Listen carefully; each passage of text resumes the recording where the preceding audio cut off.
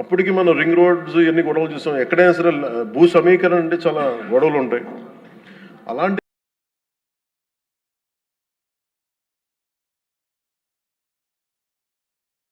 ఇది 32,000 33,000 పైచిలుకు ఎకరాలు తీసుకుంటున్నప్పుడు 80 to 90% చాలా సజావుగా సాగింది. అది నేను ఆ రోజుల్లో ఉన్నాను. ఉన్నప్పుడు కొన్ని పరిస్థితులు వచ్చినాయి. ఉదాహరణకి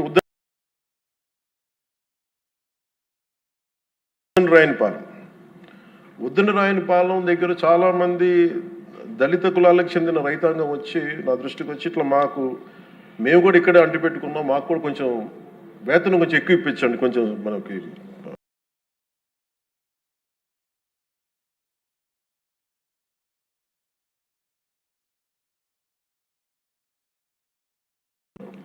కాంపెన్సేషన్ ఎక్కువ ఇప్పించండి అంటే అది ఆ రోజున వారి దృష్టికి తీసుకెళ్ళినప్పుడు వాళ్ళకు కూడా న్యాయం చేశారు. ఇవన్నీ చేసిన తర్వాత ఎక్కడో ఒక చోట ముందుకు వెళ్తున్న పరిస్థితుల్లో 1924 ప్రభుత్వం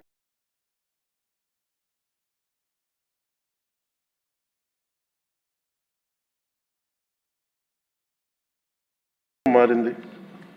ప్రభుత్వం మారిన తర్వాత అసలు దాని మీద ఎంత కక్ష కట్టారంటే అంటే ఈ లోపుల్లోనే దాని మీద చాలా అభాండాలు వేశారు. ఖచ్చితంగా భూమిని తీసుకుంటున్నప్పుడు కొన్ని సమస్యలు వస్తాయి అధ్యక్ష.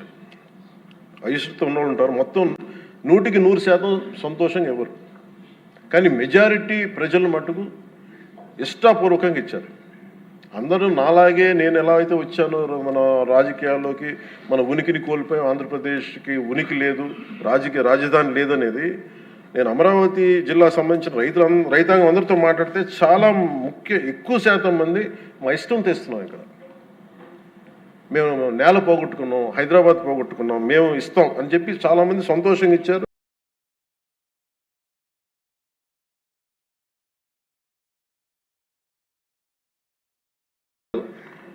ఇందాక కేశవ్ గారు చెప్పినట్టుగా ల్యాండ్ తీసుకోవాలంటే గొడవలు వస్తాయి. అలాంటిది 30,000 పైన ఎకరాలు తీసుకుంటున్నప్పుడు ఎక్కడా కూడా ఎలాంటి ఇబ్బంది లేకుండా, గొడవలు లేకుండా, కేవలం సామరస్యపూర్వకమైన చర్చల ద్వారా అంటే ఓన్లీ ఆ చర్చలు కూడా దేనికి సంబంధించి మాకు ఎంత కాంపెన్సేషన్ ఉంటే మాకు ఎటువంటి దానివల్ల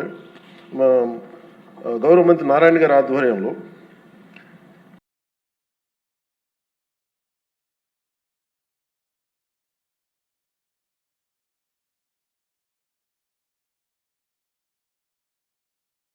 చాలా సానుకూలంగా సాగింది. పరిస్థితులు ఏమైనప్పటికీ 1924 మధ్యలో ప్రభుత్వం రాలేకపోయింది. ఆ రోజునున్న ఆ ప్రభుత్వం రాలేకపోయింది. వచ్చినప్పటి నుంచి అసలు ఎలాంటి గొడవలు జరిగినాయి అంటానికి చాలా మీకు ఎంత బాధ కలిగించే అంశాలంటే, ఇంట్లో నుంచి బయటికి రాని ఆడవారు అసలు బయటికి రావాలంటే ఆలోచించేవాళ్ళు.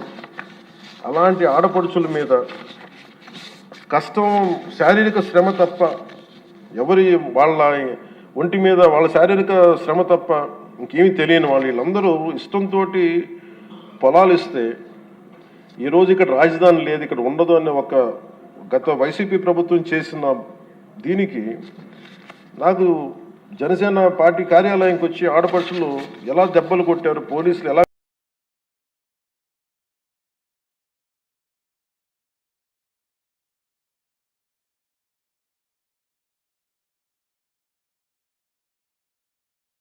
కొట్టారు అనేది నాకు ఇది వివరించే దృశ్యాలు అధ్యక్ష. అలాగే ఎలాగ వీళ్ళని వచ్చి ఎన్ని రకాల కష్టాలతో ఉన్నాం, మాకు ఏం చేస్తున్నారు అనేది మా జనసేన పార్టీ ఆఫీస్ దృష్టికి తీసుకొచ్చారు. ఆవిడకి ఇక్కడ చూస్తే మీకు ఎలా కొట్టారు పోలీసులు అనేది ఆవిడ ఏడుస్తుంది. నేను ఇంట్లో నుంచి ఎప్పుడు బయటికి రాలేను, నా బిడ్డల భవిష్యత్తు కోసం ఇస్తే నన్ను ఎలాంతా దారుణంగా కొట్టారు చూడండి అని చెప్పి మేము చెప్పుకోలేకపోతున్నాం. మేము కూర్చోబెట్టి ఎక్కడెక్కడ కొట్టారు మీకు చెప్పలేకపోతున్నాం అనేది ఆవిడ చాలా హృదయ విదారకంగా చెప్తుంది. ఈయన పాపం పనిచేసుకున్న రైతే, ఆయన మాకు ఎందుకు కాంపెన్సేషన్ ఇవ్వట్లేదు అని అమరావతి గురించి ఎందుకు మీరు కంటిన్యూ చేయారంటే ఆయన మీద దాడి చేసి రిపీటెడ్గా ఆయన కొట్టింది ఆయన చూపిస్తున్నారు. ఇదే చూస్తే ఇక్కడ ఈ ఆడపడుచున్నాడు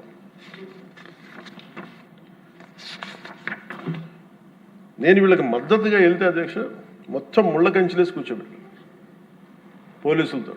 ఈరోజు చూస్తున్న అమరావతి కానీ ఈరోజు చూస్తున్న ప్రాంతం కాదు, ఒక యుద్ధ వాతావరణం ఉండేది, గుబులు వాతావరణం ఉండేది. చట్టసభలోనే ఇందాక లోకేష్ గారు చెప్తున్నట్టుగా చట్టసభలోనే దాడులు చేసే పరిస్థితిలో ఉన్నప్పుడు, ఇంకా బయట శాసనసభ్యులకే రక్షణ లేనప్పుడు, ప్రతిపక్ష నాయకులుగా ఉన్న చంద్రబాబు గారికి రక్షణ లేనప్పుడు, ఇంకా సగటు రైతుకి ఏ రక్షణ ఉంటుందో మీరు ఊహించుకోగలరు. అలాంటిది మేము కూర్చోబెట్టి బయటకు వస్తే అధ్యక్ష మొత్తం ముళ్ళ కంచెలు వేసి మమ్మల్ని ఇక్కడ కూర్చోబెట్టి మీరు 15 నిమిషాలు కూర్చుంటే వెళ్ళిపోతామంటే ఇంకా నాకు విసుగొచ్చి గొడవ పెట్టుకొని మీరు వదిలితే వదలండి, లేదంటే మీరు కంచెల నుంచి ముళ్ళు చిరిగిపోయినా ముందుకెళ్తామని చెప్పి ఆ పొలాల మధ్యలో నుంచి వెళ్తే అప్పుడు కూర్చోబెట్టి గొడవ పెట్టుకుంటే పోలీసులు వెళ్తే వాళ్ళందరూ చెప్పుకున్న బాధ అధ్యక్ష, వాళ్ళ ఏడుపుల అధ్యక్ష, పాపం ఈ రైతులు కన్నీళ్ళు చాలా ఇవన్నీ ఆవేదన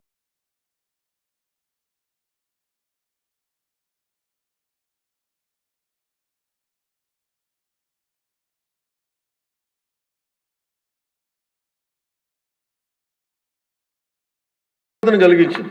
ఈ అబ్బాయి అయితే ప్రత్యేకించి నోటి మాట కూడా రాదు అధ్యక్ష. ఈ అబ్బాయికి బాధ ఎలా కొట్టారో కూడా అబ్బాయి చెప్పలు. ఈ అబ్బాయి వీళ్ళందరూ కూడా దళిత కులాలకు చెందిన కులాలు అధ్యక్ష. ఈ అబ్బాయికి మాట కూడా రాదు, ఏడుస్తా అంటే ఏం చెప్పాలో తెలియట్లా, భాష లేదు ఆ భావానికి, ఆ ఏడుపుకి, ఆ వేదనకి భాష లేదు. ఆ సైగలతోటి ఆ రాని వచ్చిన ఒక మోగ గొంతుతోటి మాట్లాడుతుంటే నా గుండె కరిగిపోయింది. రైతాంగం అందరూ వచ్చి మమ్మల్ని రిపీట్గా మాకు హెల్ప్ చేయండి, మీరు నిలబడాలంటే ఇవన్నీ కూడా నేను అప్పుడు మేము అలయన్స్లో ఉన్న భారతీయ జనతా పార్టీ కేంద్ర నాయకత్వాన్ని దృష్టికి తీసుకెళ్ళి ఆ రోజున జనసేన పార్టీ నుంచి చాలా బలంగా నిర్ణయం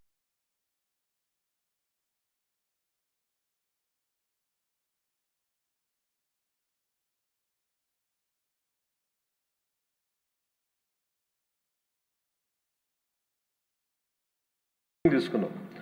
ఆంధ్రప్రదేశ్కి ఉండేది ఒకే ఒక రాజధాని, అది అమరావతి అవుతుంది. అది మేము చాలా క్లియర్ కట్గా మేము చాలా బలంగా తీసుకున్నాం అధ్యక్ష. ఇది తీసుకున్న తర్వాత మాకు అక్కడి నుంచి 3 రాజధానులు అంటే సమస్యని పరిష్కరించకపోగా జటిలం చేశారు వీళ్ళందరూ. మేము అలయన్స్కి ప్రత్యేకించి మేము పెట్టుకుంది ఆంధ్రప్రదేశ్కి ఒక్కటే ఏక రాజధాని ఉంటుంది, దాన్ని ముందుకు తీసుకెళ్తాం, అదే కమిట్మెంట్తో వచ్చాం అధ్యక్ష. ప్రజలు దాన్ని అర్థం చేసుకున్నారు, మనస్ఫూర్తిగా దీనికి 164 సభ్యులతోటి ఎన్డీఏ కూటమిని గెలిపించారు. ఈ రోజున మేము ఆ మాట నిలబెట్టుకునే భాగంలో ఒక అడుగు బలమైన అడుగు పాదముద్ర పడింది అధ్యక్ష. ఇది